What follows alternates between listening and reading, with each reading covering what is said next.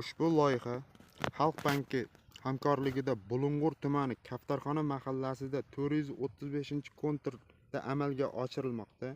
2024-yilgi lotga chiqqan kontr hisoblanadi. 30 ta lotdan iborat. Ushbu lotda 10 gektar jami maydon hisoblanadi. Birinchi ekinga kartoshka ekilgan. Kartoshka navi Arizona navi hisoblanadi. Lider tadbirkor Shamsiddin Jalilov Dalasi fermer xo'jaligi tomonidan Arizona navli kartoshkalar yetkazib berilgan. Hozirgi kunda barcha agro texnika tadbirlari amalga oshirilgan. Kartoshka pishish jarayonida. Bundan kutilayotgan har bir lotdan 10 tonnadan kam bo'lmagan miqdorda kartoshka hosili yig'ishtirib olinishi kutilmoqda.